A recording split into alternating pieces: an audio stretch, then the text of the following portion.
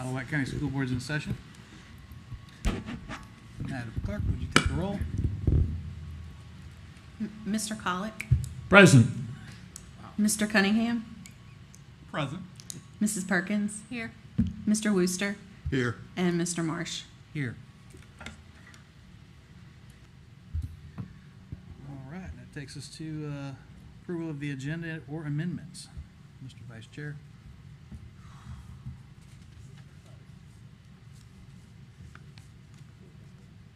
Three.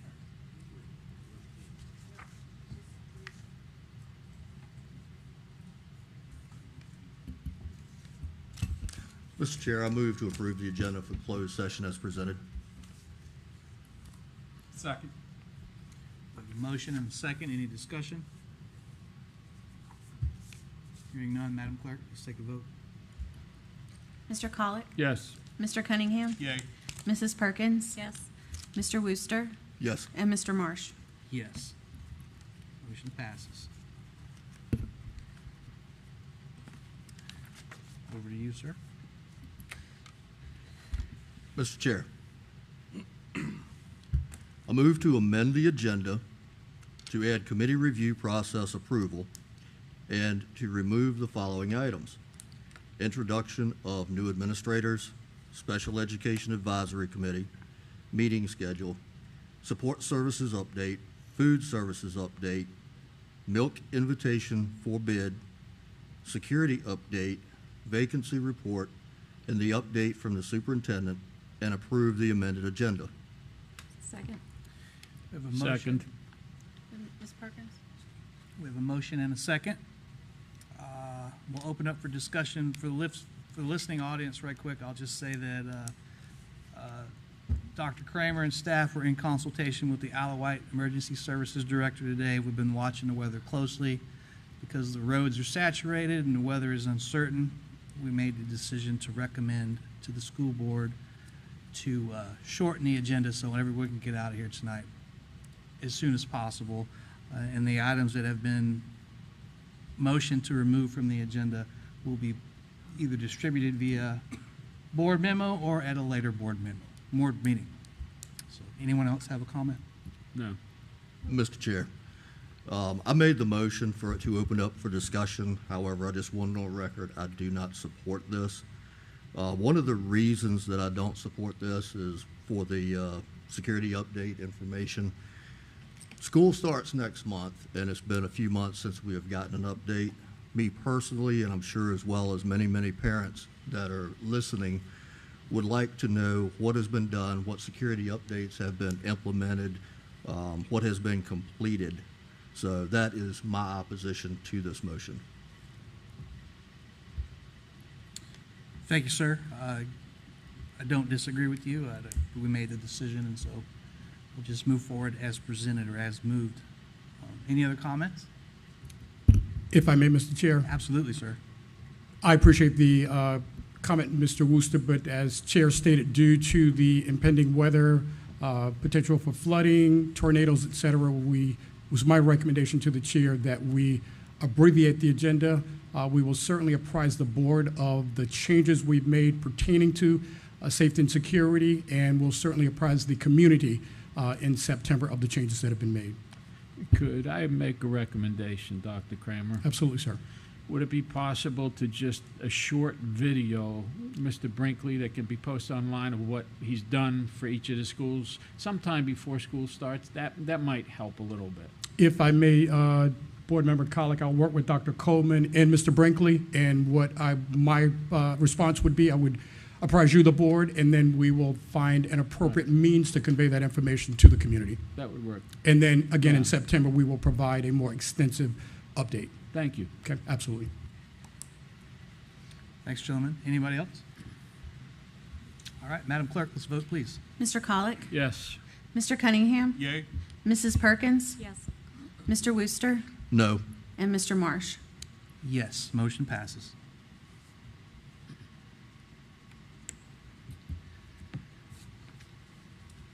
Mr. Chair, I move to go into closed session to review the personnel report and addendum posted on board docs under Personnel tab 16.1 and personnel leave request matter 2025-001 as authorized by Virginia Code 2.23711A1 for purposes of discussion and consideration of prospective candidates of Isle of Wight Public Schools for employment, contract changes, transfers, salary adjustments, supplemental contracts, deletions, supplemental pay, resignations of Isle of Wight County Public Schools employees, and to discuss matters involving one religious exemption, one foreign exchange student, and one early admission that would involve the disclosure of information contained in a scholastic record concerning students as authorized by Virginia Code 2.2-3711A2. Second. Motion and a second. Any discussion? Hearing none, Madam Clerk? Mr. Colick? Yes. Mr. Cunningham? Yay. Mrs. Perkins? Mr. Wooster? Yes. And Mr. Marsh? Yes, motion passes. Madam Clerk, do we have anyone signed up to speak? No, sir. Okay, on that, we will go to closed session.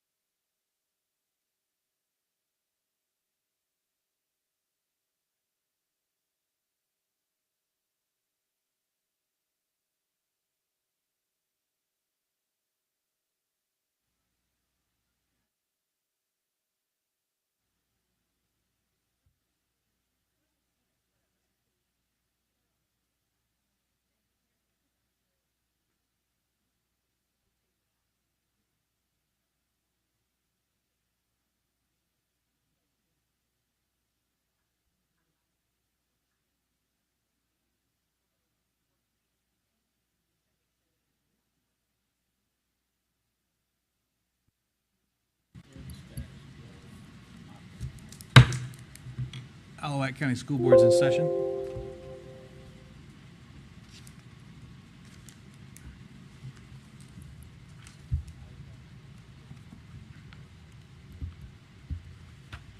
Mr. Chair, I move that the closed meeting was conducted in conformity with the provisions of the Virginia Freedom of Information Act as required by Section 2.23712D of the Code of Virginia, and certify that only public business matters lawfully exempted from open meeting requirements were discussed, and only such public business matters as were identified in the motion by which the closed meeting was convened were heard, discussed, or considered. Second. A motion and a second. Any discussion? Hearing none, Madam Clerk. Mr. Colick, Yes. Mr. Cunningham, Yay. Mrs. Perkins, Yes. Mr. Wooster, Yes. and Mr. Marsh. Yes, motion passes. Mr. Vice Chair. Would everyone please stand for a moment of silence and the Pledge of Allegiance?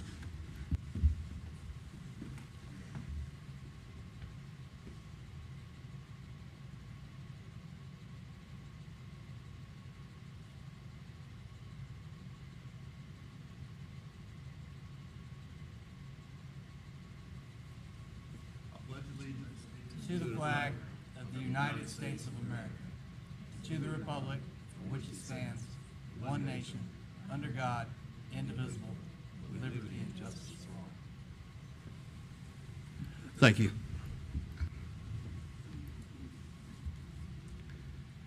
Thanks, Mr. Wooster. Welcome, everyone. It is August 8th, 2024. We're located in Westside Elementary School for our monthly regular school board meeting. For those just showing up and didn't see when we opened up for closed session, we amended the full agenda at the onset because of the weather, uncertainty of what's going to come. The roads are saturated, so out of an abundance of caution, we removed several items off the posted agenda. We amended it, and the goal is to knock out the requirements, and we will make up those postponed agenda items at a later date. And on that, we'll move straight to item 11. Madam Clerk.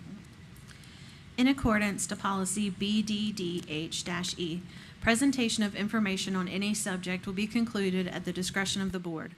No person will be recognized to speak more than once. Citizens scheduled on the agenda to speak will be permitted 4 minutes maximum time for their presentation. Delegations will be requested to limit their speakers to 2. Persons speaking are asked to be specific, state the issues for the board's consideration, and attach a copy of your prepared remarks. If you have prepared remarks, they should be given to the board clerk. Please do not approach the board members. Any matter relating to specific students will be heard by the school board only in a closed meeting. Mr. Herb DeGroff.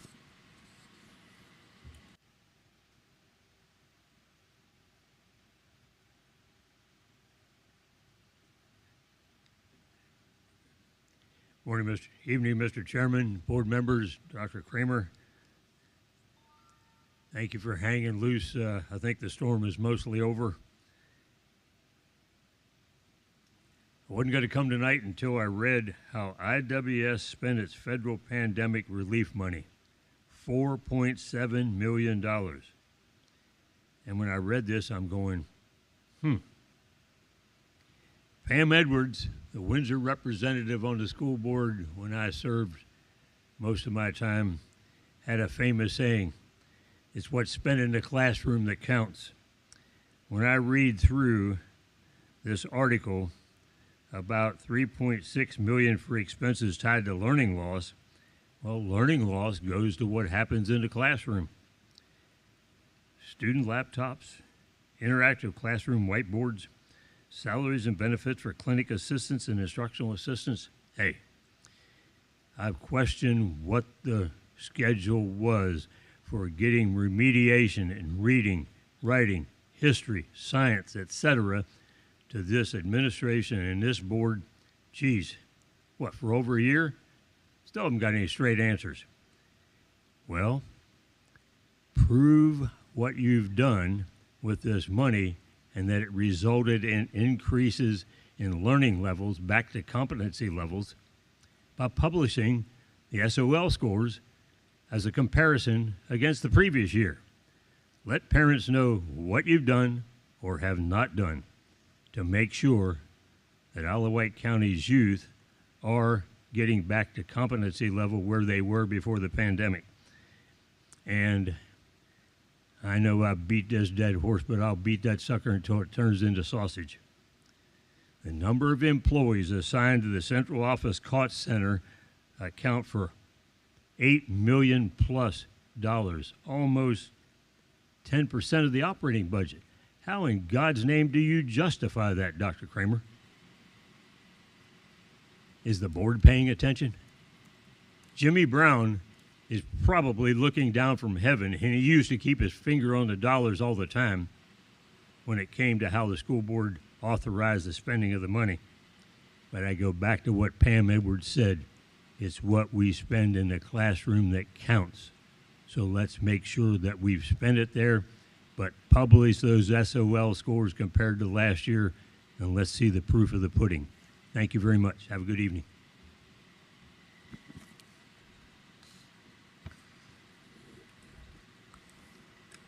That was the only speaker.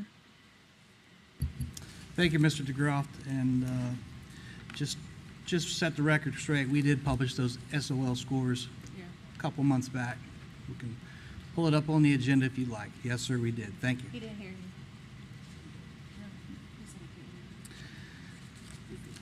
And we'll move right along. Number 12, resolution from the Board of Supervisors.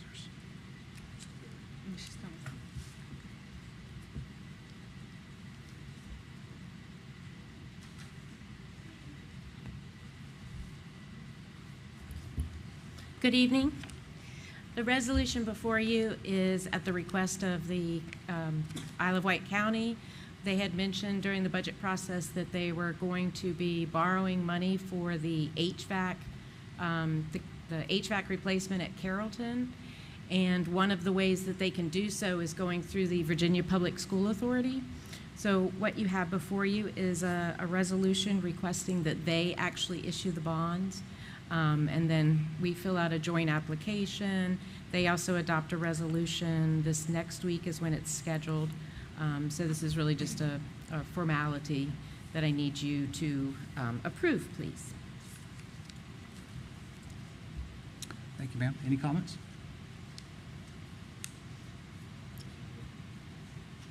All right. Good deal. It's good to see that we're making some progress on that. Mm-hmm. Thank you, ma'am. Someone like to make a motion? Mr. Chair, I move to adopt the resolution requesting the Board of Supervisors to issue general obligation school bonds for school purposes and consenting to the issuance thereof. Second. Motion and a second. Any discussion? Hearing none. Madam Clerk. Mr. Colick, Yes. Mr. Cunningham, Yay. Mrs. Perkins, Yes. Mr. Wooster, Yes. and Mr. Marsh. Yes, motion passes. Right back at you, ma'am. Monthly financials. Thank you. The first thing that I'd like to talk about is our closing out of fiscal year 24. We're making great progress. I do not have a final number for you. I should have that by the end of this month, but I'm confident that we will meet or cover the deficit from this past year. And so hopefully we'll have, I was hoping to have the August sales tax numbers before tonight, but we haven't gotten them yet. So, but that's really the last number I'm waiting on, but I'm confident it's going to come in above what I had projected. And ma'am, for the listening audience, we're waiting on that from the state, correct? Yes. Right. The other thing I'd like to just bring up is the status of our audit. I had a virtual meeting yesterday with our auditors as well as members of the finance staff at the county, and we are on schedule. The audit should begin right around October 21st.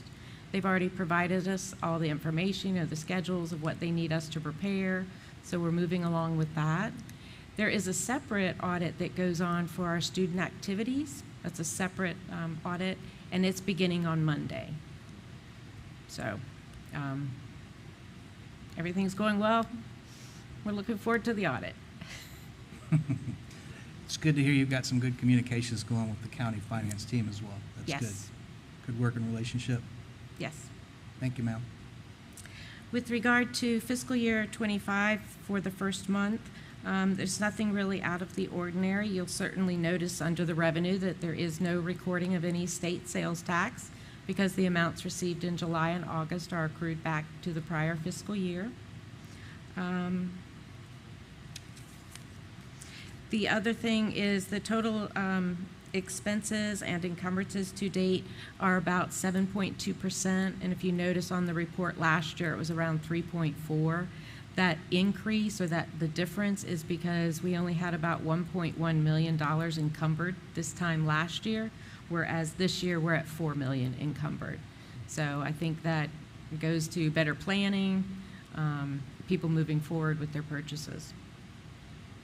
Is there any other questions with regard to the fiscal year 25?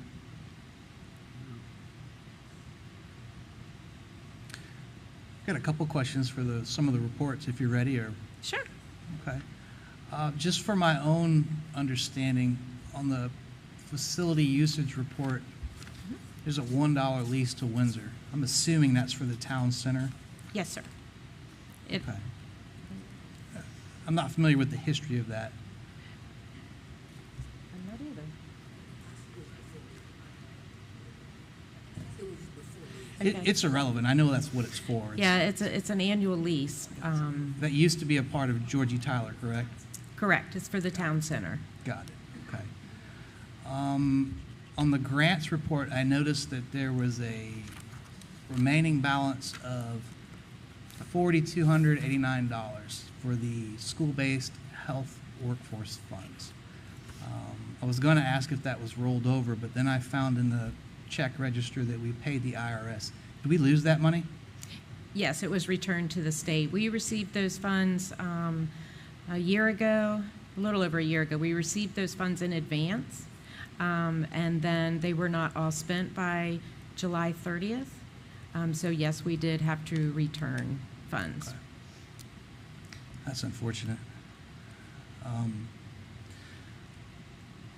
Also, I saw that there's a deductible for the Virginia Association of Counties. Insurance deductible. Did we file a claim? It's an ongoing liability claim, and that's our deductible that they billed us for, $2,500 one-time deductible, but it's an ongoing liability claim. Okay, something in litigation? It's not in litigation yet. It's still going back and forth between the attorneys. Okay, But VACOR is handling it for us.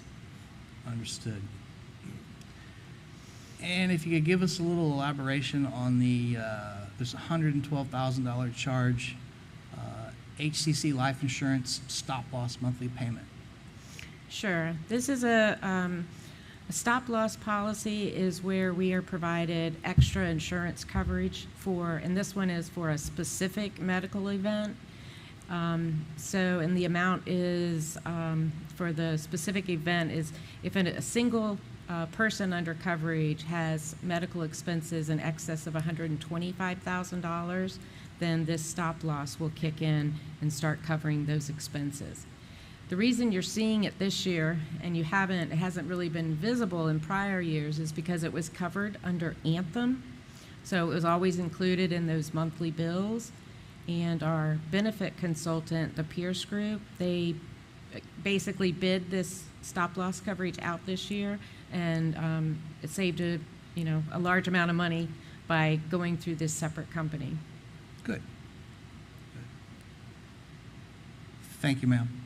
Anybody else?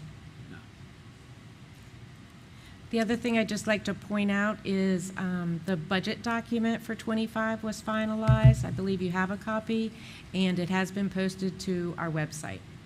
Excellent. Thank you, ma'am. Okay, Thank you. thank you.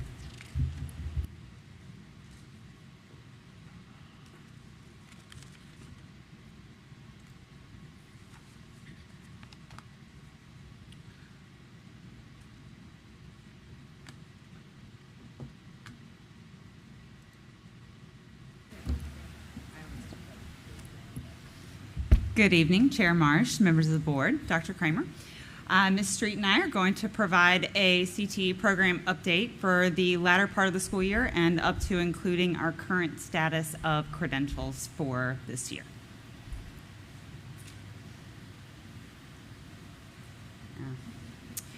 So we held our first ever CTE reverse job fair this year. We were really excited about it. So we wanted to showcase each of the programs. Here you see our CNA students. They actually brought with them one of the stretchers and one of the patients, they call them, where they demonstrated health checks. They took blood pressure for people who were in attendance, pulse readings, things like that, things that a CNA would do in the industry. And then you can see they are looking on, in addition to Ms. Perkins, are several members of the healthcare industry in our neighboring areas. Next is our early childhood. We have our teacher cadets that you see, and we actually brought in our little sprouts to join us that day. So they were bussed in. For them, this was their very first ride on a bus, which was very exciting for them. But they came in and allowed those from the outside organizations to see our teacher cadets in action. So they ran through different stations with students. Our building trade students actually were out on the back deck at Smithfield Center, which is where we held the event, and they actually framed up a small building out there. We had several different employers that were very interested in a number of these students, and not just because they were able to demonstrate their ability to build and to construct something that was well crafted in such a short time period, but they also really showed great teamwork and collaboration while they were out there working with each other. Next is our agriculture students. As you can see them, they are showing off some animals, some also products, and talking about all the things that happen at the land lab. Lots of big interest again on the patio for this section. Lots of great inquiry and questions. They really appreciated all the things that the students can do that were not just related to agriculture, but really those hands-on experiences and work ethic. Our cosmetology students, we had several local cosmetology salons, things like that in the area that are looking to hire new stylists, and so they also attended the event, and each of our cosmetology students had an opportunity to showcase their ability with hair and doing a variety of cuts and colors and different techniques, and then also their skills with nails and things of that nature. So that one was really popular. Mm-hmm. Next, outside was our welding students, and we have great partners with our welding organizations. So we have them showcasing their skills. They had all of their different welds out on the tables, and a lot of them even signed promise and contracts there on the day. They also had the, you can see in the booth, and I believe Ms. Perkins joined in to do the virtual welder as well. And then the culminating event was our culinary students who were able to prepare lunch on site for everyone who attended, students and everyone. And so they had multiple different restaurant entrepreneurs that were there interested, and they were actually able to go in the kitchen and see students prepping food, working together, and then had an opportunity to sample it all at the end. And I will say it was quite superb. So that led to us a couple weeks later to have one of our biggest CTE signing days, and who you see right here in the picture, there's actually 17 students that were walking away with jobs. And we've actually had a couple more over the summer, I think at least 6, that have also come from the opportunity from the reverse job fair and just connections that we've made through the year. Has it happened before? It has happened before, but it's been several years. So before COVID, we had done some smaller CTE signing events, maybe not a huge day, but we had done a few smaller events at the individual high schools. So when we went to Henrico and saw there, they call it a career rodeo, and then the CTE signing day is a state event. We really wanted to bring that back and showcase what our students are doing. That's awesome. So Isle Maritime Trades Academy, just a little update on where we are. The director and support roles have been posted by Camp Community College, so those are ready. We are seeking applicants. We do have a new fiscal partner, so Old Dominion University will serve as the fiscal partner for the IMTA over the next several years. And then our curriculum planning will begin on August 26th. So we're really excited about starting to get really into the nitty-gritty of planning what students are going to learn, certifications, and all of those sorts of things. We've been very busy this summer. So here, Mr. Miller sent us this picture. He was actually one of 21 instructors in the country that was invited to the American Welding Society International Headquarters in Florida. And it was an all-expenses-paid professional development where he got an opportunity to really learn more from top instructors about AWS, about Sense, about teaching it, new skills, new practices, methodologies, things of that nature. He has not stopped raving about it since he got back. So I can't wait to see him in a few weeks. Ms. Futrell, our new CNA instructor, also went to the Health Occupation Society of America conference, international conference in Texas, where she had an opportunity to learn from other health educators. That is an organization that she looks to bring to Smithfield High School and to Windsor High School this year for our CNA students. So it's kind of like FFA for Ag. HOSA is the Health Occupation Student Association. And then Ms. Street and I were actually invited to present at the VASCD Work-Based Learning Conference, and we presented on that work-based learning for the tool belt generation, which is really what they're calling the current students that are going through high school that are spending more time going toward the trades and industrial things rather than going directly into four-year universities. So that was an exciting opportunity for us to network with our colleagues across the state and also to share with them a lot of the work that we're doing here. Our patient care technician position is posted. If you know anybody, we're looking. Furniture and cabinetry for the space has been ordered. And we have ordered 5 new welding machines that ARC 3 tells us are on the way. So we are excited about starting to rebuild the fleet there in terms of having up-to-date machinery. All right, so in front of you, you see the CTE credentials and certifications. We did put last year's numbers up there compared to this year of how we were finishing. I will let you know that the numbers that you're going to see in the slides to follow are kind of preliminary numbers. We still have information coming in from the state, but this is what we have. You can see the growth and the percentage of our pass rates, and we definitely wanted to highlight the 5 new certification opportunities that we provided to our students. So you can see a couple from the NOCTI with Basic Advanced. We also have some Para-Pro, which allows our teacher cadets to be instructional assistants, and we've actually are planning on hiring 2 of them this year to come back and work in Wight County. Then you see JROTC with the leadership and employability, and then our building trades, occupations, and construction. So this allows them to build their resume, with also having the opportunity to get some credits if they're moving on to that 4-year college as well. So we broke them down based on general pathways that we provide within CTE, not necessarily that the classes are directly connected, so IT doesn't connect to marketing, but they all kind of fall within that business pathway. So these were the assessments for IT fundamentals, marketing. You see there at the bottom there all CTE courses. The first 20 competencies of every CTE course are those workplace readiness skills, so how to show up and be a good employee, work ethic, collaboration, teamwork.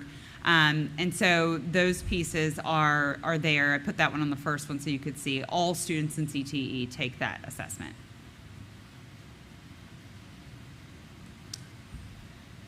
These are the industrial trades, so manufacturing, engineering, and welding predominantly. And you see some courses listed. There's multiple levels of courses that might take a similar test. We actually try not to give the test because it is a very difficult test for students to take. We try not to give it to them until we know that they are ready. And there are modules that the teachers go through with students to make sure that they are prepared for the test. We really try to set them up for success. So they take it at whatever level they're ready.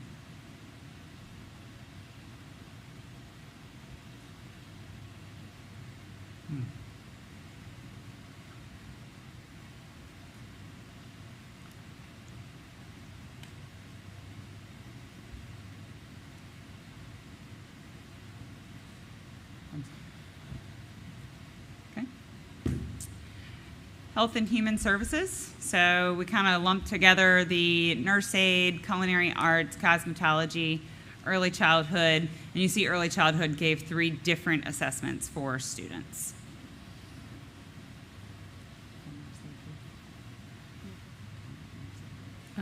Yeah, you'll notice with the nurse aid, we show 4 and it says 0 passed, but we need to consider that when our students are eligible to take that, they have to be a certain age. So, like I said before, some of those numbers are not accounted for yet, but over the summer, when they do turn 18, then they can go and take it, and then we can account for those numbers. So we can have a better total in the future too for you all to see. And y'all are tracking that post-graduation? Mm-hmm. As part of Perkins, we actually track all of our students 1 year out.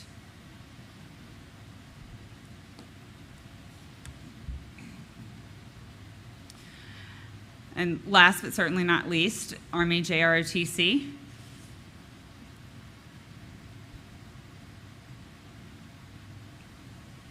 They really wanted to go above and beyond the ASVAB for students. So they did the ASVAB, but then also had some other leadership and aptitude assessments for their students, and they did very well. 65% pass rate for ASVAB is pretty good, I think, compared to the national average. Mm-hmm. I don't know what it is off the top of my head, but I know it's not 65%. Yeah, and I'll even say with the NOCD cut scores and the averages, because within NOCD too, they're pretty advanced and rigorous tests. So for our students to take these the first time, we provide study guides, we provide test prep, we provide the curriculum for them to see, but for them to do this well is pretty amazing.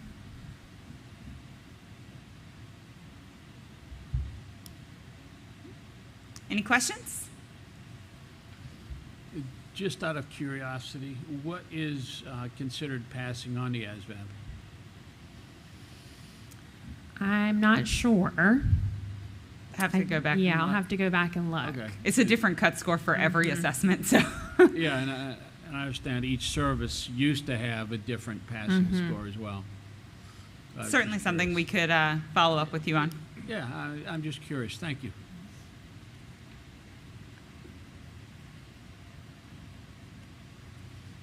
And we'll just put a plug in early. The Crunch is back this year. Bigger and better in October. So I'm sure 10/10, October 10th. So we invite you all to be out there to crunch the apple.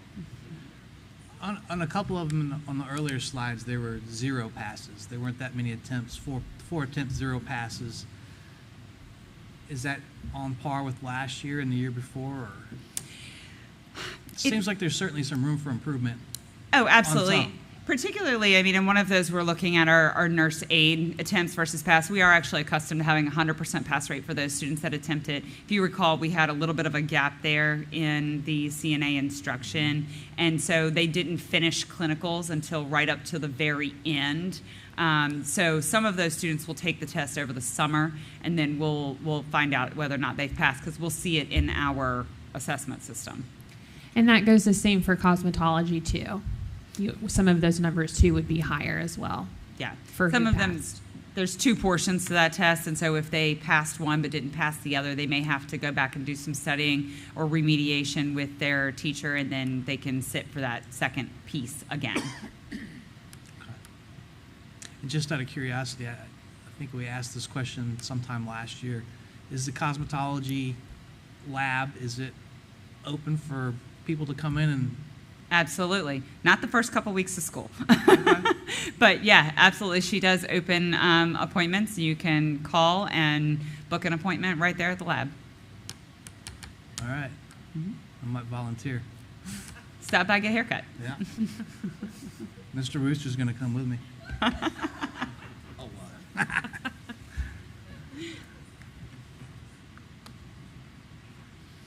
Thank you. Thank you.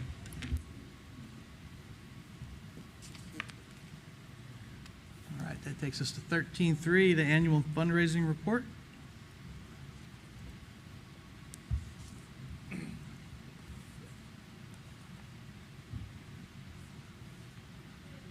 Nope. Good evening, Mr. Chair, members of the board, Dr. Kramer. You have the annual report that we do for the fundraisers that were held at the schools for the previous years. I'm happy to answer any questions that you have. This is for information only. I do have one question. Sure. And it's for my edification and anyone watching. How do we manage those various funds? So, for example, if a beta class in such and such school goes out and raises $500, how do we manage or make sure that that $500 goes where those students intended it to go? Yes, so the individual schools have accounts for each of those clubs. So they are able to deposit it right in there, and it's used just for those clubs. Okay. And that's the principal or the club Activities lead? fund? Yeah. Mm-hmm. Yeah. Okay. Anybody else? Any questions? All righty, thank you. Thank you. All right. We'll roll right into 14.1. Mr. Chair, if I may just add, as Mrs. DeVary stated, those activity funds will also be audited. So as she stated, that is occurring as well. So there is that accountability piece as well. Thank you, Doc.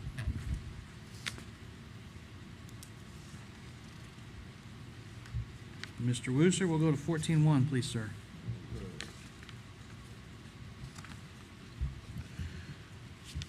Mr. Chair, I move to approve the personnel report and addendum as presented, a copy of which can be obtained from the school board clerk. Second. Motion and a second. Any discussion? Hearing none, Madam Clerk. Mr. Colick? Yes. Mr. Cunningham? Yay. Mrs. Perkins? Yes. Mr. Wooster? Yes. And Mr. Marsh? Yes, motion passes. 14.2. Mr. Chair, I move to grant the exemption from compulsory attendance for student REX 2425-02. Second. A motion and a second. Any discussion? Hearing none, Madam Clerk. Mr. Colick? Yes. Mr. Cunningham? Yay. Mrs. Perkins? Yes. Mr. Wooster? Yes. And Mr. Marsh? Yes, motion passes. 14.3, sir. Mr. Chair, I move to approve the enrollment of exchange student 2425-03 for the entire 2024-2025 school year. Second. We have a motion and a second. Any discussion? Hearing none, Madam Clerk. Mr. Colick? Yes. Mr. Cunningham? Yay. Mrs. Perkins? Yes. Mr. Wooster? Yes. And Mr. Marsh? Yes, motion passes. 14.4, sir. Mr. Chair, I move to approve the superintendent's recommendation for student EA 2425-0. Second. 01.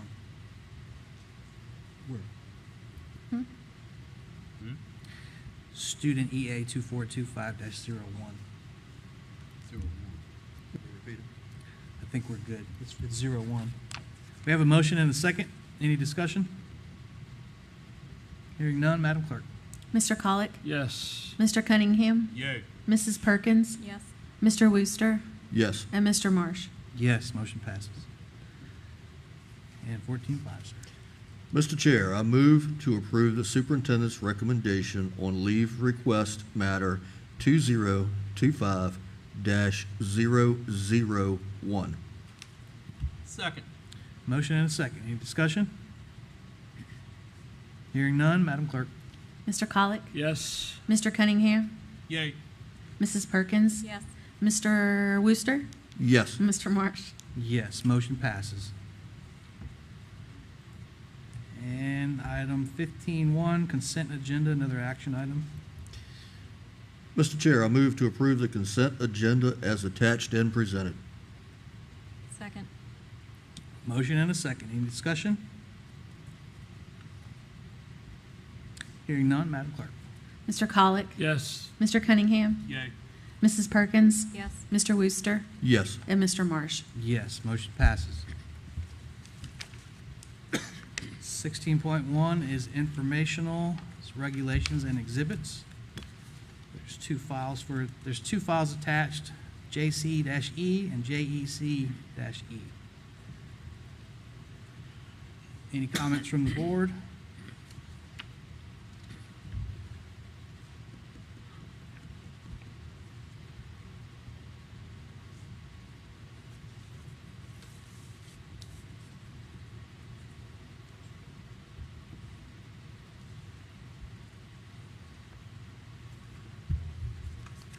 Looks like both forms, they just added a line for email addresses. Pretty informal.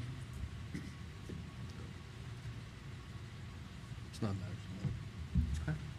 Pending any other comments, we'll move right along. We'll jump into the last handful of action items.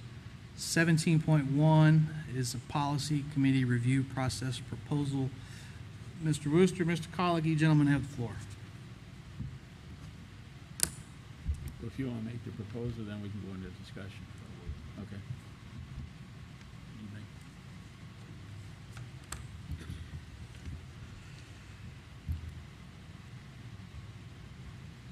Mr. Chair,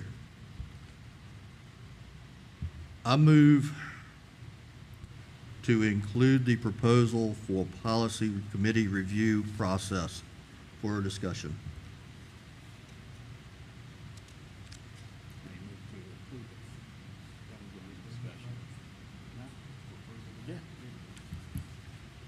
Mr. Chair, I move for approval of the policy committee review process proposal. Second. We have a motion and a second. Anybody like to start off discussion? You've got it. I'd like to start it off. Mr. Worcester and I got together at the beginning of the week and came up with a process that we think will work. Obviously, it's the first draft, so there'll probably be some hiccups as we go along with almost anything, and there'll be there'll be a learning curve. But I think overall, this is a very good start for us. The only thing that we didn't include, and I didn't include it in the note since we didn't include it in the meeting, was the review by an attorney as one of those steps. So anytime we change a policy, it really should be reviewed by our attorney. So that's the only addition that I would add at this point. I did send a copy to every board member, and hopefully all the board members had a chance to review it and provide some input from their perspectives as well. And if I may, did everyone get a chance to look at it? Good, okay. Now, it's pretty clear cut. Basically, what would happen is 60 days before a policy is scheduled to be up for first read, the policy committee would get a copy of those policies, and then we would look at them. We would make the determination which ones probably need changes, and then we would send those to the stakeholders via the superintendent of schools and his staff. They would be the ones who say, these are going to be the experts that need to provide the input. And the input would be provided directly back to the policy committee. And there's some time frames in there, mostly 7 days. And then after we get all of the information from everyone, I think there's a 14 days for the policy committee to complete and compile everything together. And at that point is when I would say we would send it to the attorney, and then after the attorney reviews it, send it out to the rest of the school board for their review, and then post it as a first read. I don't know if the superintendent had a chance to take a look at it and his staff, so I'd really like to hear, with Dr. Kramer, what he's got to say about this as well. If I may, Mr. Chair. And I'll ask staff, Mrs. Getz, if you have any comments as I respond to this. Thank you for sharing in advance, but we, as you stated, you recently shared this with us, so we just received this. If I may, I would request that prior to us voting this evening, if you would give us an opportunity, Board Member Colick, to have a discussion with our attorney, and our staff. We haven't had a chance to really have a discussion about the recommendation that the policy committee is advancing. So I would recommend, if you would, allow us some time before there's an actual vote to give you some feedback. And we haven't had a chance to do that certainly, just because yet. there is going to be an impact on your staff. That would make sense. I have no problem with doing that at all, Dr. Kramer. Thank you. And if I could add a little bit here, just the no later than 60 days, I think that's good. I like that. And I'll back up and say thanks, gentlemen, for taking the time, sitting down, and coming up with a plan. That's a step in the right direction for sure. I think it would be prudent to add some sort of a verbiage in there that every policy is required a 5-year update. So that would be one group of policies that would require attention on. And then I think we should identify who's responsible for following potential legislative updates or VDOE requirements that are going to drive policy changes outside of the 5-year periodicity. I think we should include that and assign some sort of a responsible party to that. That'd be a recommendation from me. Mr. Chair, if I may, at the risk of being redundant, certainly we are aware that we are having to change our processes as a result of no longer being in the VSBA and having access to the policy services. So we're making some changes, and perhaps that will have some impact on this as well. So again, I certainly urge and thank you for obliging Mr. Colick us with the opportunity to have some discussion and provide you with further feedback before there's a final vote. Yeah, we want to make sure, I think I speak for Mr. Worcester, we want to make sure this works for not only the school board, but also your staff. We don't want to make everything difficult. And if there's anything you need from us, if we need to sit down with you and your staff, please let us know. We'd be more than happy to do that. Much appreciated, sir. Staff, are there any other recommendations beyond what I've suggested? Okay, thank you. Okay. So we have a motion, and anybody else?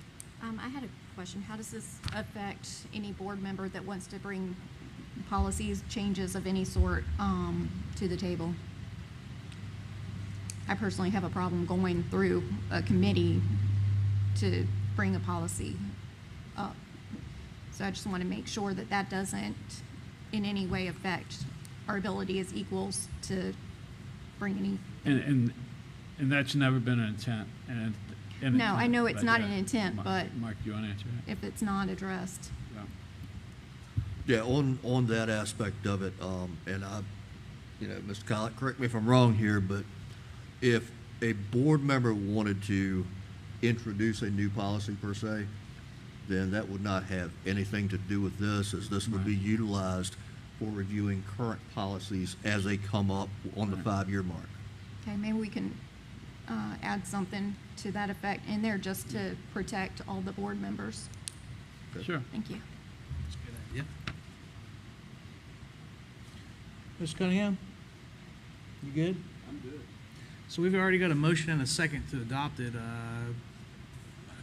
Mr. Chair, as Dr. Kramer has asked that we wait on this, I would make a motion that we table this until the next business meeting. So you're making a substitute motion to table it? Yes, sir. Okay, I'll second that. Any other discussion? Madam Clerk, could you take the vote, please? Mr. Colick? Yes. Mr. Cunningham? Yay. Mrs. Perkins? Yes. Mr. Wooster? Yes. And Mr. Marsh? Yes.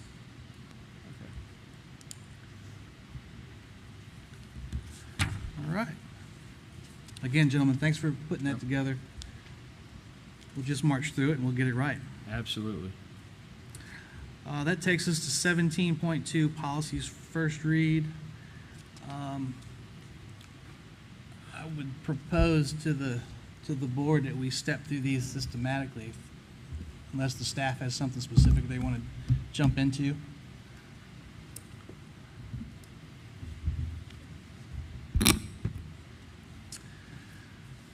Let's start with, and again, unless you ladies want to tackle this differently, I'd suggest we start with BBFA and open it up for any comments.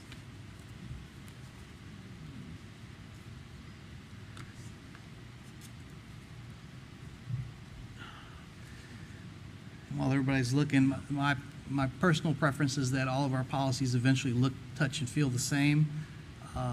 I think up until this point, most of our policies we've spelled out Isle of Wight County Schools and then put IWCS in parentheses. And then throughout the remaining bit of the policy, we just use IWCS. That'd be my one recommendation for policy BBFA. That's the conflict of interest. The conflict of interest. Right. We can have Ms. Sullivan speak to BBFA because it's been added because it ties into the to policy GCCB, employment of family members. So those two policies are cross-referenced for each other, and you as the board had requested to look at the policy of the employment of family members to potentially look at making some changes to that.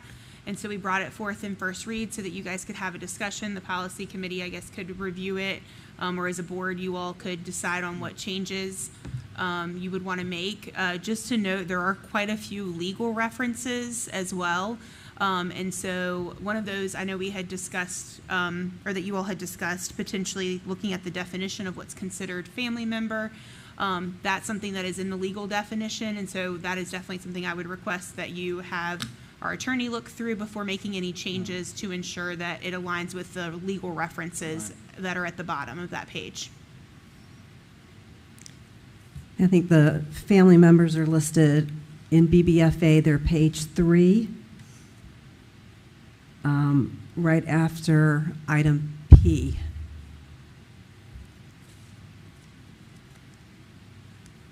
And that comes directly from Virginia Code.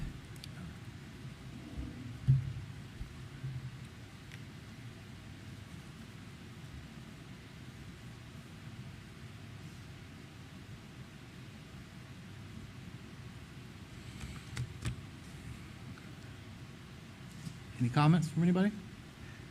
The part of GCCB that was in question that we discussed, is it appropriate to discuss it here in an open session? Is that more appropriate in a closed session? I think you could discuss not that particular situation, but you could just, that we previously talked about, but in a closed session, but you could talk about the generalities of how the policy would apply to all employees in an open session. Okay. And to maybe help with this, like there are two different, in the legal references, it's speaking specifically to, there's a section that speaks specifically to employees that are family members or candidates for employment that are family members of the board and the superintendent. Mm-hmm. But then there is also the piece that then in our policy goes into employment under supervisory positions in this or in the same unit. And so our policy specifically says that we will not employ a candidate that is going to be under or a supervisor or a person who reports a direct report, or direct supervisor. Mm-hmm. That's a family member as defined here, and then it says discouraged in the same unit, but not ineligible. And that's pretty much what we're talking about here. Mm-hmm. That was our concern, if I remember correctly. Correct. Yes. Mr. Collick, I think it was paragraph D and E. D, on yes. GCCB. It was family members, father, mother, brother, sister, spouse, so on and so forth. And the legal reference does appear to some degree to define a family member differently when they are talking about the superintendent and board members, and when they're talking about a candidate that would be a direct supervisor. But again, I think that would be something that you would want to get our attorney's perspective on before making any of those changes. Right, and is E, where it says family members are defined as, is that taken from the law? That comes from code, but it comes under the legal reference that is attached to BBFA. Okay. And so it looks like, I'm not a lawyer, but it looks like potentially they have tied one definition under one policy that was not the direct application of the legal reference, to keep some commonalities in what you would call a family member. So that's where the space might be for you to make the adjustments you were looking to make. But I would, again, urge you to talk to the attorney because that's my reading of the legal reference, and I'm not a lawyer. So if I may, I would suggest that we add these two policies up for committee review. It came up in closed session. We thought it was important then. Yeah. Dig into it a little bit, maybe consult with the attorney. Perhaps the solution is to do nothing and leave it as is, or perhaps we look at. But I think we do have to dig into it. We do owe that to our employees. And so that's what I would recommend that we do. We put it aside, and Another suggestion that you might want to consider, other than the change, like looking at the difference in the definitions of family members, might be to say that if the employee is a direct supervisor or a direct report in their full-time contracted role versus like a supplemental role, because I think that was also something that you guys thought maybe should be treated differently. Right.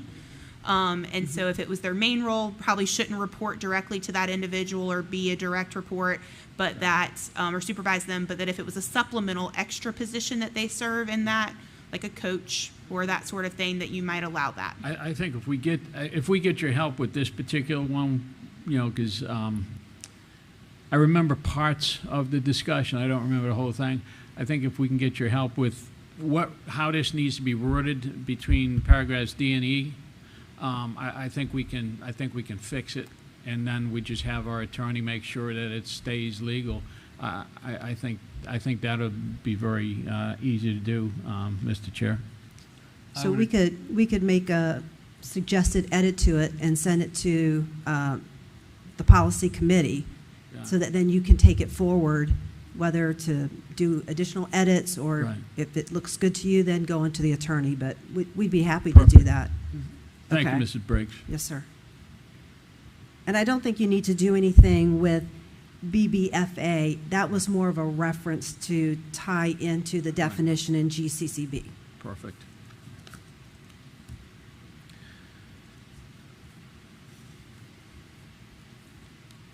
All right, so we'll leave here tonight with the understanding that we'll solicit some inputs and go on from there. Okay, what else do we have? We have IKGA. Yes, so I'd like to speak on that one.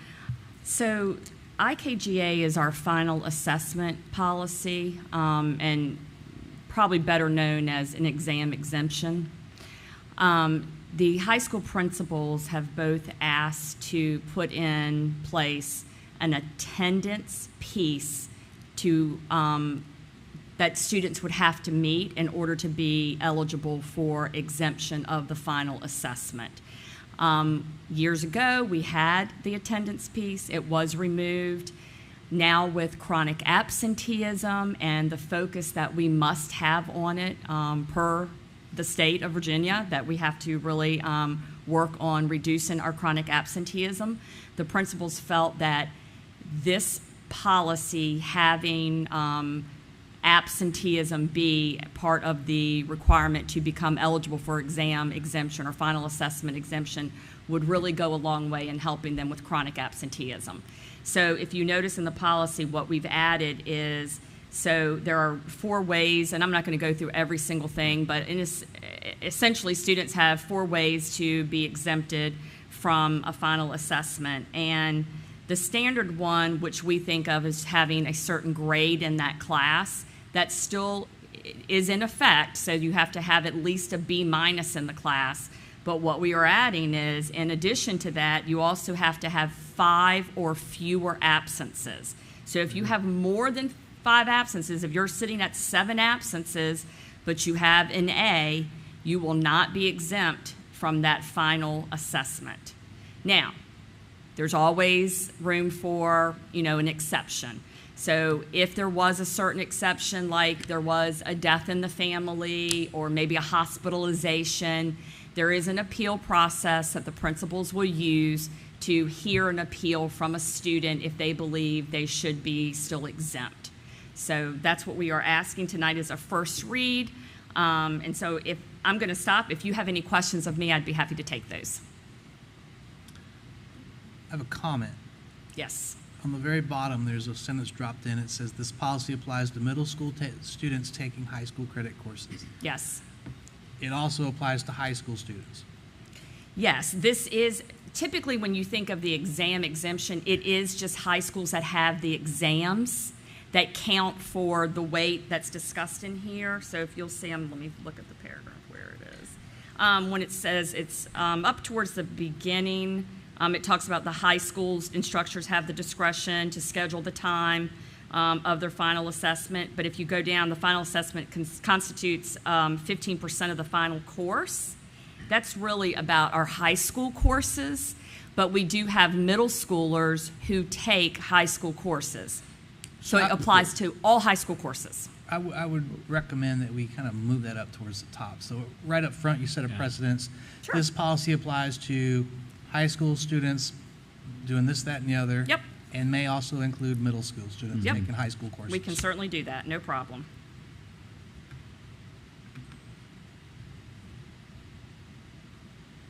Anyone else? No, I think you hit it well. And I think this is really good and much needed for the reasons you stated, Mrs. Getz. Thank you. Mm-hmm. We hope so. Thanks, Mr. Second Pollard. that. This was great. Let's move on to policy JEC. Okay, so JEC, as you know, we allow our employees who work here to bring their students to school. And we've not allowed them to ride the bus if they don't live here. So we've had some employees ask, and we see it as a retention tool for our employees. If there is a situation where an employee has young children or whatever, and they go to a babysitter, and that babysitter is an already established bus stop. In the past, if that bus went there and employees' children who are non-residents were at that babysitter, they were not allowed to get on the bus to go to the school. What we are saying is if there is room, it's already an established bus stop, we are going to allow employees' children, even if they don't live in the county, they can still get on that bus. And so I'm just asking that, again, this is for first read, that we be allowed to do this for our employees. And some of our employees have brought it to our attention. Dr. Kramer and I had met with those, and it's something that I have worked with transportation on. They are also in favor. If we can fit them on the bus, we want to be able to do that.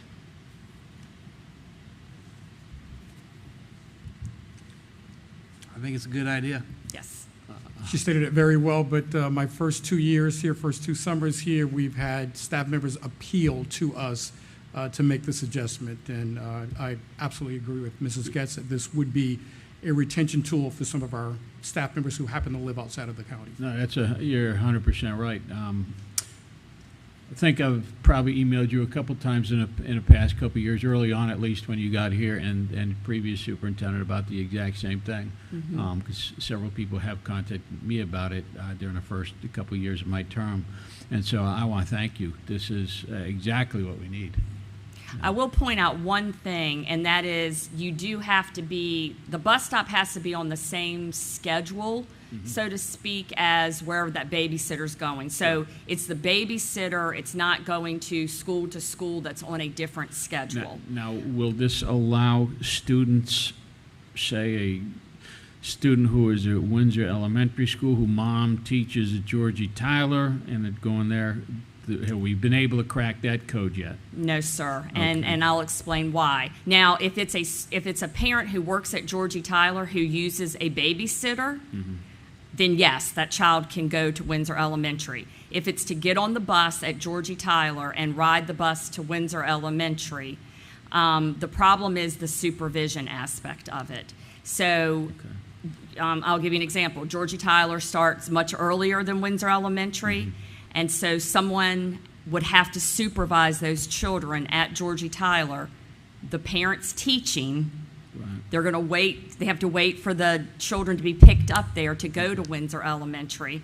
That would be an aspect in the morning. In the afternoon, what happens is the students get to Windsor Elementary before the day is up at Windsor Elementary. And so, again, it's supervision. Who's going to supervise the employee's children while the employee is working and teaching kids? So that we have not been able to fix because it's a supervision issue.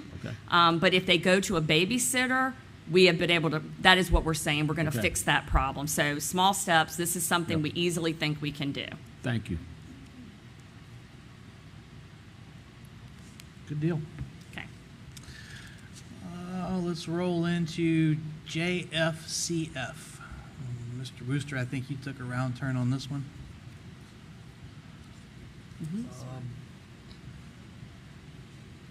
I think on this one, what you all were trying to do is make some consistency in the language from a previous policy, and we see no issue. The only issue I see is that there's a paragraph that's double stated. Section A, the second paragraph, is also it's in there twice. That's all. Just admin and oversight.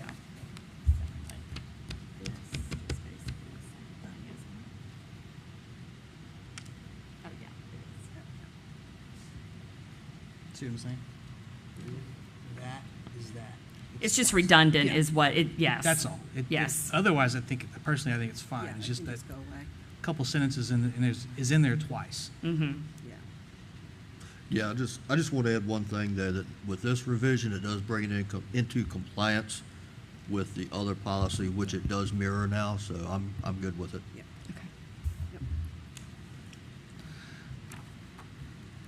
We might have to get us an easy button up here. All right, EBBA. Again, Mr. Wooster, I think you took a round turn on this one. We can do JOB, either one. Which one are we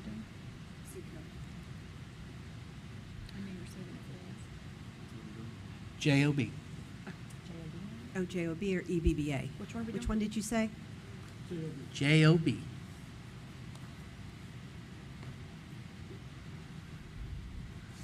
Comments? You want to start?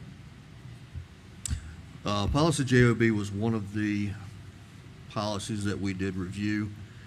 We've had many discussions previously on this same policy.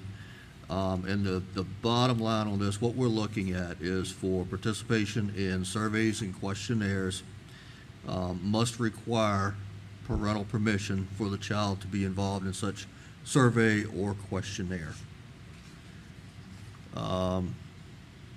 I'm just going to leave it right there, and let's just open it up for discussion. If I may, I have sent previously, I don't think I sent it to you, Ms. Briggs, actually, but it would be a standard form that would go in the packet that is sent home with the kids at the beginning of the year. That's an opt-in, opt-out. This would keep an opt-in form from not happening all through the year, maybe make things easier. Would that be something that might be helpful to have it just one and done?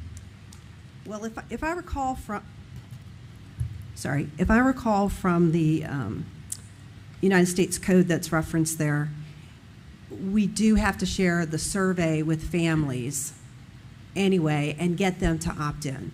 So, and the opt-in is, from the code, is intended for any surveys that cover items 1 through 8. What I'm worried about is the way you have it written, participation in surveys and evaluations. That's a very broad statement that they all require an opt-in. And then you have this listed here. This is exactly what's in code. And if the survey involves these things, 100% right, it is an opt-in.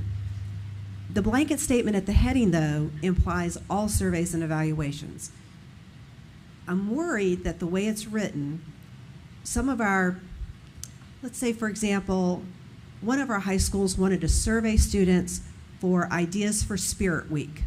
That's a survey. It's going to go to students. What's your opinion? What kind of days do you want to see? The way this is written would preclude schools from sending that. Think if that statement were to stay at the bottom, which actually, if you look down in number 8, it is actually merged into 8 as well. It should really be moved over as a separate section. If you take it out of the heading, kind of leave the heading alone, then it will accomplish the goal of just requiring opt-in for those items. One of the suggestions I had made, I think Ms. Getz and I had worked on this early on, was to rename Section B, instead of participation in surveys and evaluations, rename it and have it say opt-in requires parent permission to participate in surveys, and then cite code 20 USC 1232H. So it's clear that any survey dealing with that topic must be an opt-in.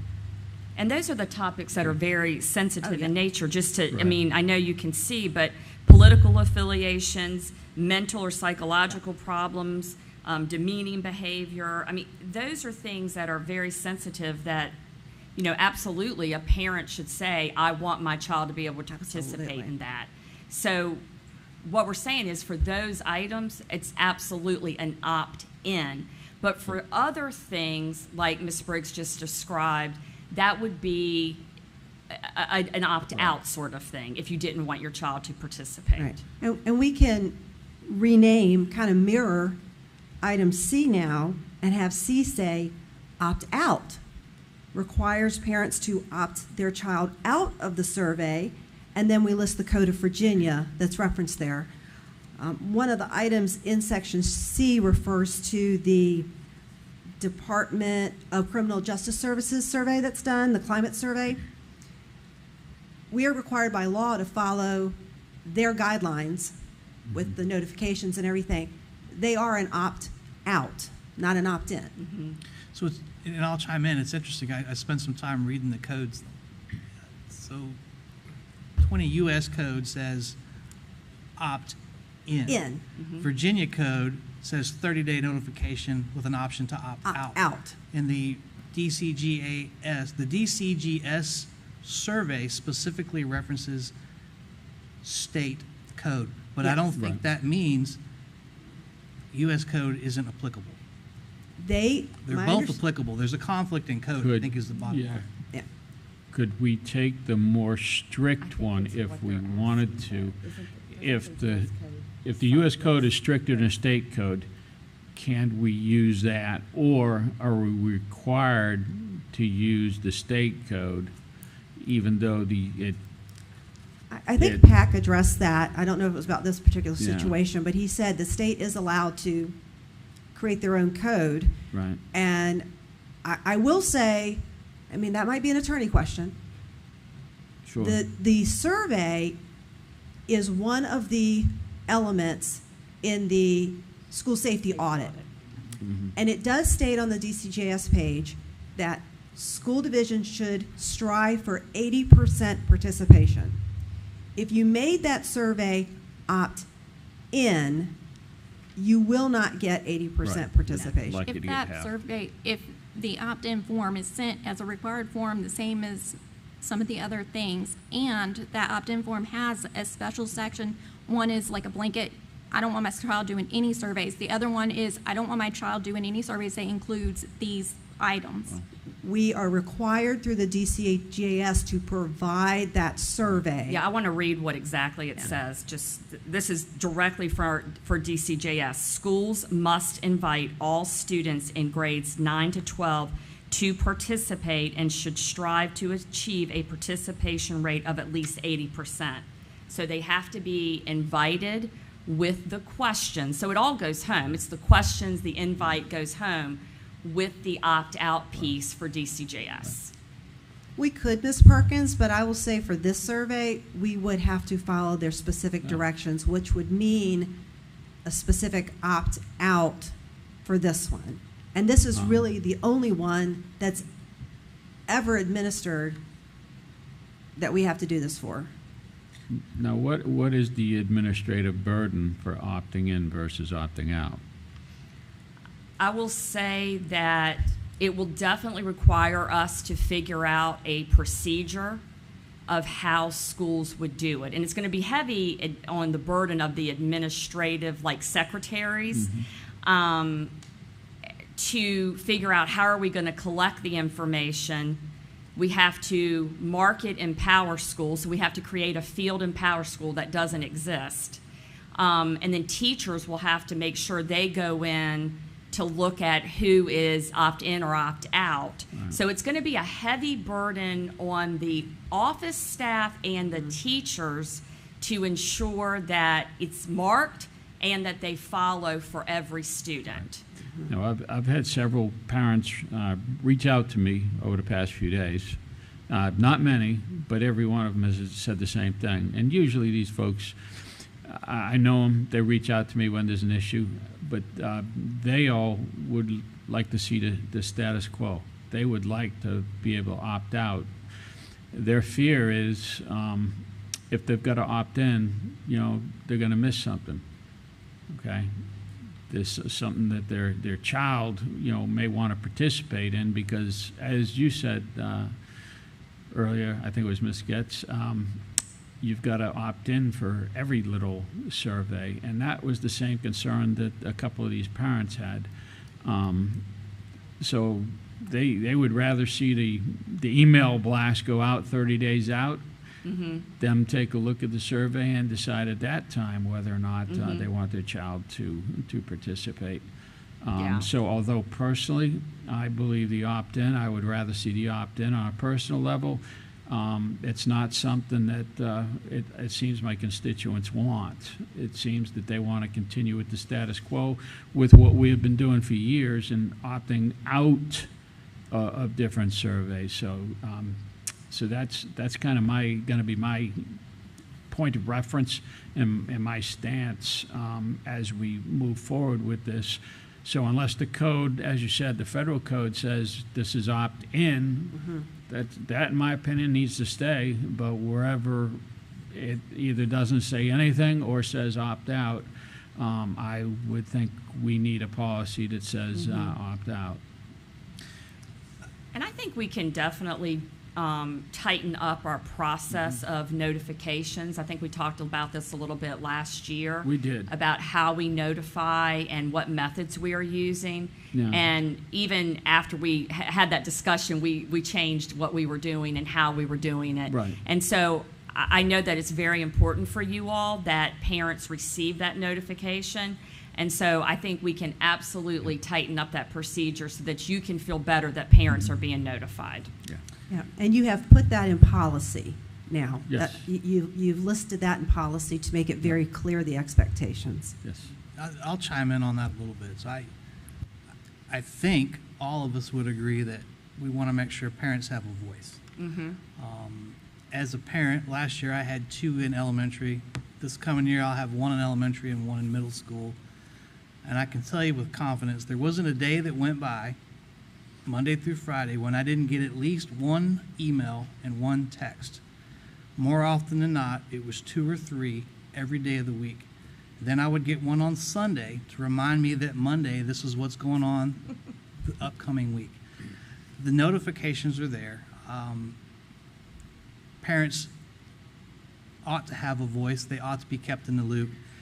On the opposite side of that, parent has to have some skin in the game, and they have to be committed to keeping up with the information as well. I think that a blanket opt-in for every policy, field trip surveys, is the wrong answer. I think what we were doing is pretty good, as long as we're meeting requirements with the controversial issues like the DCJS. I think that's probably the solution. That's my opinion. Anybody else? Mr. Cunningham, you've been quiet over there. I'm just listening to everybody's Okay. All right, Mr. Chair, it's my turn to chime in. Aye. First off, I think we ought to get away from the opt-in, opt-out entirely. That, to me, can be misleading at times. It can be misunderstood. If you look at the first page, section B, this is U.S. Code, and it says, shall require prior consent of the student if the student is an adult or emancipated minor, which makes sense. In the case of an unemancipated minor, prior written consent of the parent shall be required. 20 U.S.C. 1232H. That's clear cut. If you move forward, and I'm just going by the red lines on the second page, third red underscored line. A student whose parents have refused to consent to the student's participation in the survey as provided by 22.1-79.3 shall not be required to participate in the survey. That statement alone, saying parents who have refused to consent, means they have not granted permission, therefore permission is required. Are you with me on that one? Okay. Okay. So that applies to all. Now, if you do an opt-out on surveys, that means that unless that parent responds, the student's going to be participating in that survey or questionnaire, correct? Yes, in an opt-out. For the yes. opt-out options. For the opt-out. Not for Right. the items, anything that has is a survey with items 1 through 8, Eight. that's an opt-in. So those are completely separate.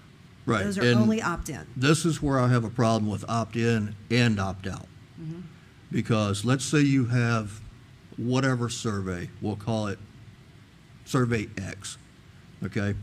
And you have an opt-out for that survey. However, for whatever reason, parent didn't check their email. I mean, sometimes I don't check my personal email for a week at a time. They didn't get the notification, or they did and it just slipped their mind. That student's going to be in that survey unless you get a response from that parent. Correct. Whereas it should be, they're not in a survey or questionnaire unless the parent gives you the permission to go ahead and do so. And Mr. Worcester, that is opting in, and that's exactly what we're talking about. And if the parent gets the email, if the school division does their job, and we send notifications to the parents, and the parents do not read their emails, that's on the parents. That is not on the division. And, you know, we can't have every single survey having to be an opt-in, okay? Or having to have positive parent consent. So I'm in agreement with, I think, the ladies that, you know, except for the federal code where it says you have to have opt-in, everything else needs to be an opt-out. If the parent does not want their child to participate in a survey, they need to let us know. So can we separate this policy, and I think that's what Mrs. Briggs was trying to suggest. We break it up so that we've got surveys that require notification, and then surveys that fall under the definition listed in 20 U.S. Code 1232. I think that would probably be very helpful. I think if we could break it apart like that, perhaps you ladies could do some massaging on the text, give us a fresh look at it. Sure thing. Maybe it's better to read it than try to explain it. Yeah. Yes, we can can do definitely do that. I think if Can we we, attack. can we go with that for the evening?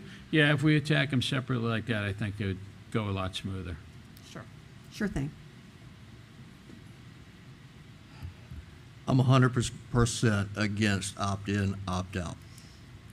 So, just to also, I gave the example of Spirit Week, but we survey students to find out their interest in CTE programs.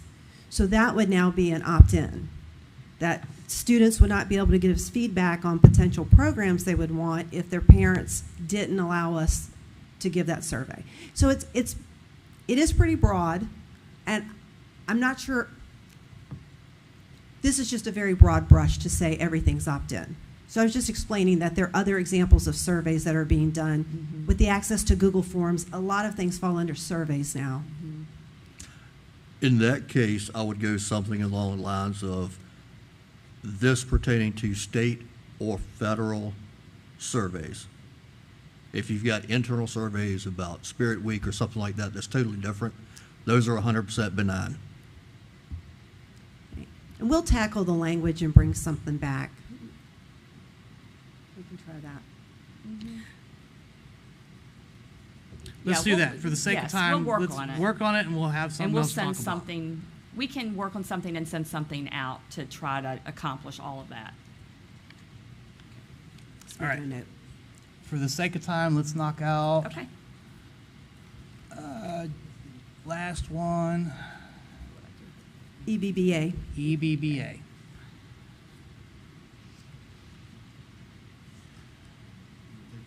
I'll take it, sure. Okay, so Mr. Worcester did the initial draft, and him and I sat down and talked about this. And, there's a lot of language in there, and it looks, mandatory. I want to say this is a starting point, okay?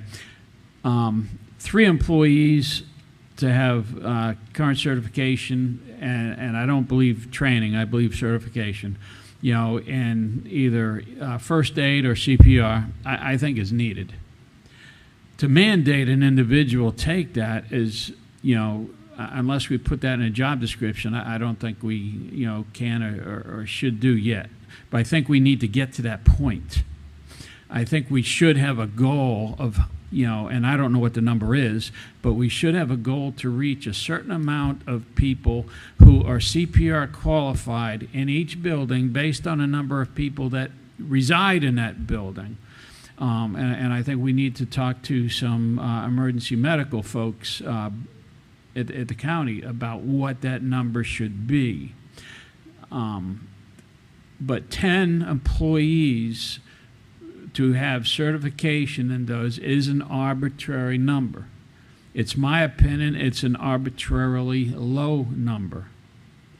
In my opinion as well, it doesn't need to be just employees. If we've got students who have CPR training, why can't we count them for that year while they're in?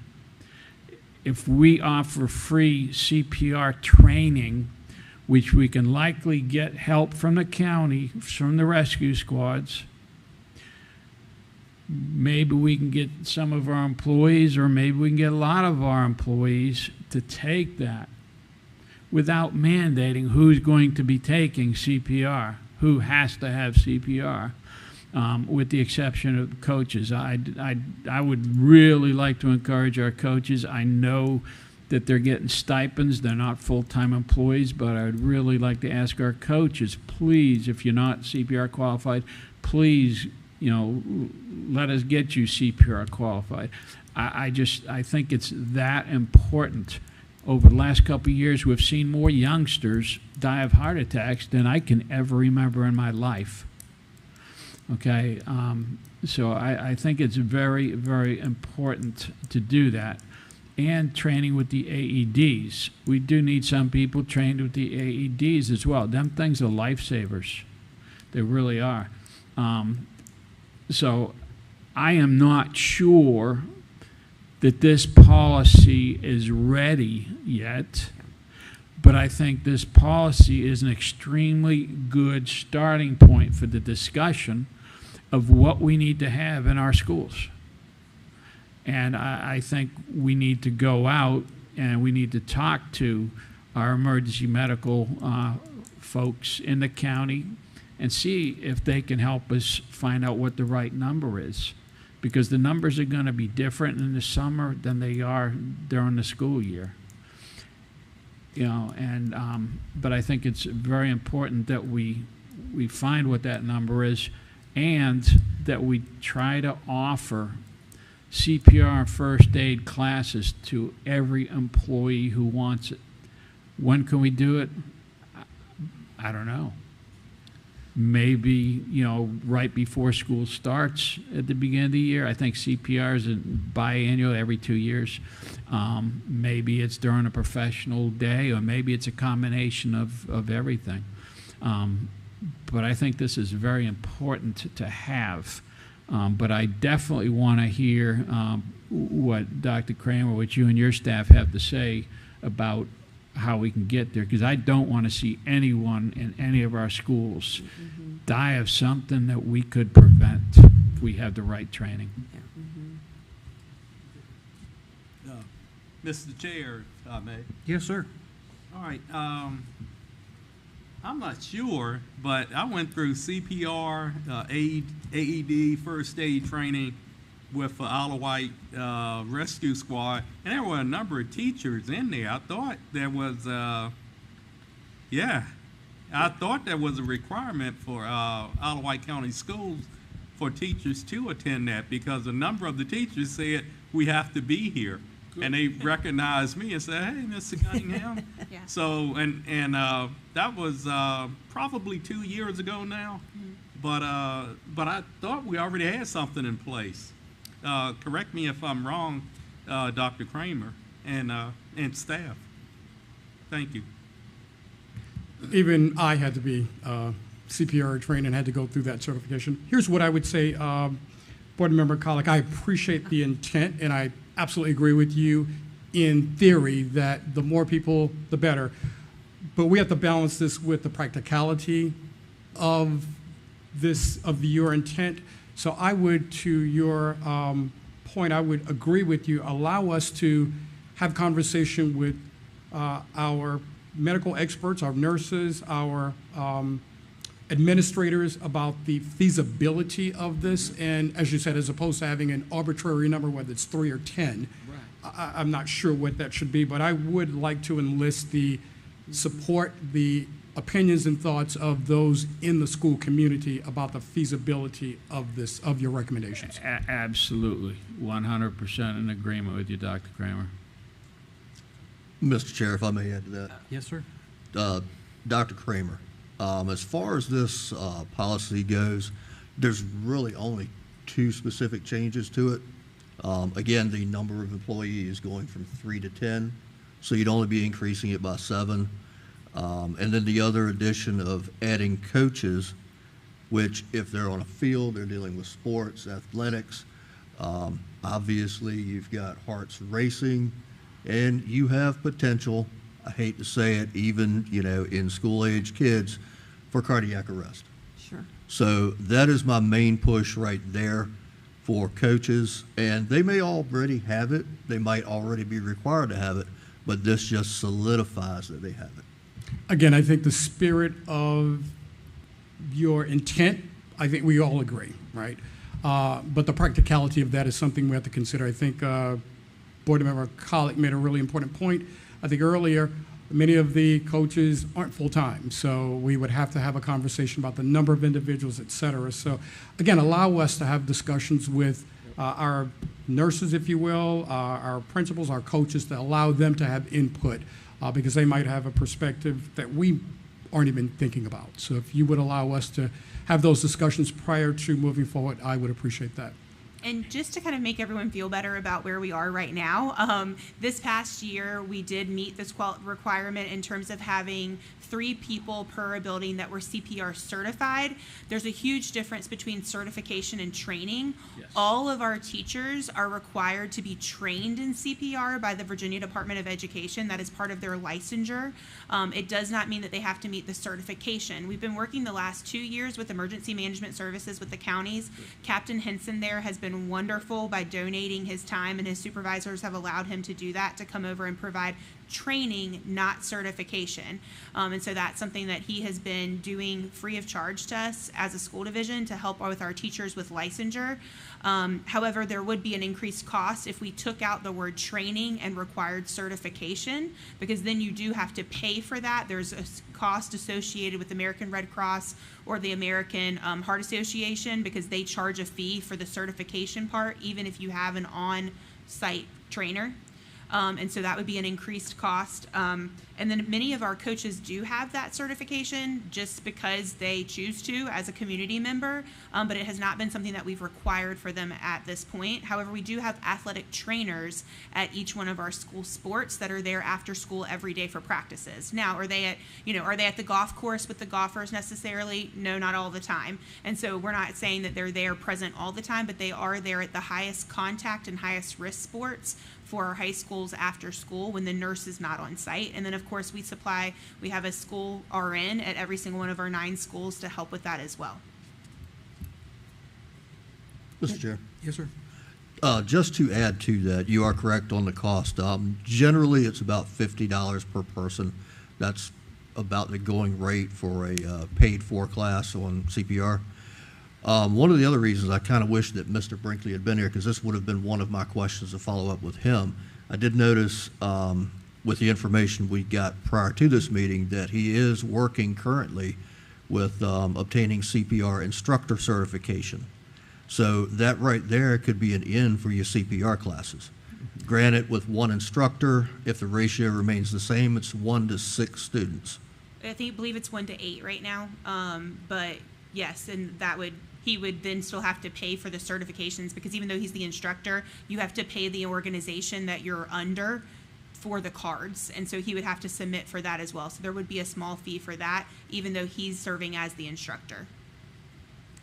Additionally, that would not be obviously, so certification is an 8-hour course for each individual.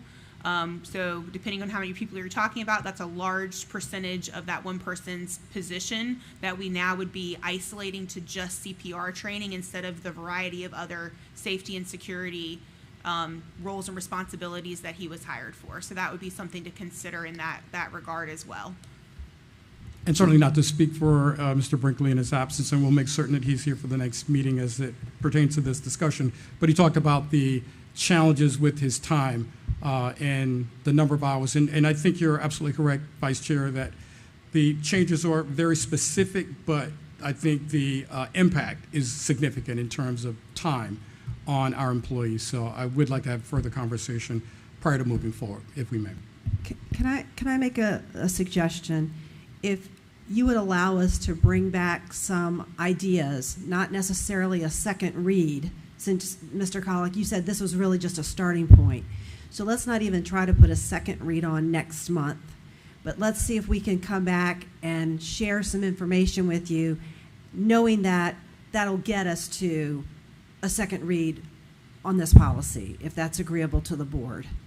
I don't know with the start of school if we'll quite have everything in place for a second read, especially without talking to you about it first.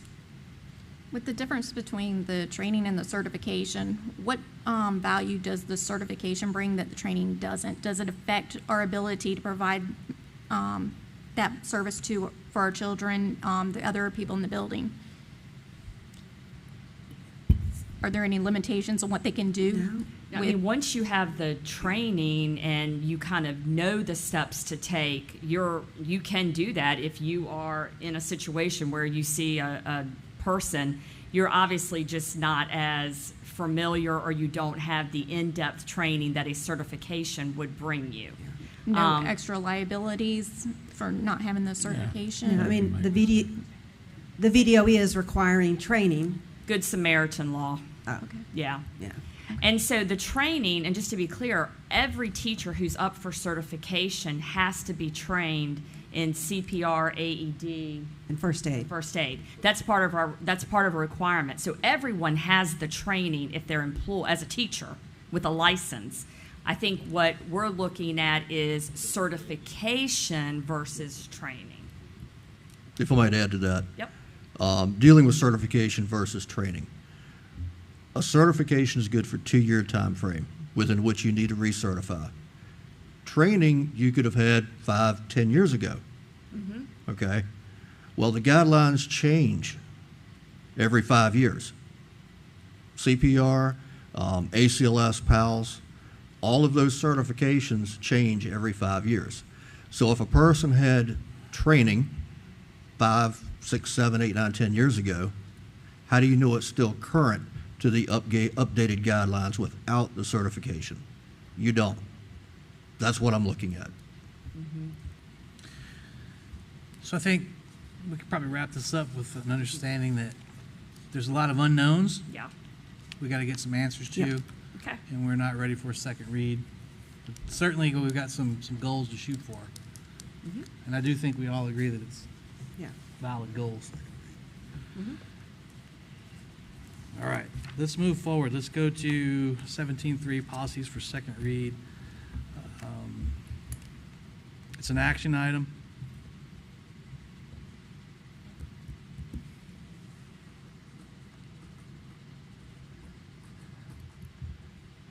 Anybody want to make a motion or start off with some comments? Mr. Chair, I move to approve the policy for second read as presented. Second. Motion and a second. Any discussion? Nope. Hearing none. Madam Clerk. Mr. Colick? Yes. Mr. Cunningham? Yay. Mrs. Perkins? Yes. Mr. Wooster? Yes. And Mr. Marsh? Yes. Policy passes. 18.1, board member comments. We can skip that. Skip that today. Nothing, gentlemen? Ms. Perkins? Okay. We'll call it a night. Be safe going home. Everything that we shaved off the agenda tonight, we'll catch up with next month. And on that, let's adjourn. Everybody be safe going home.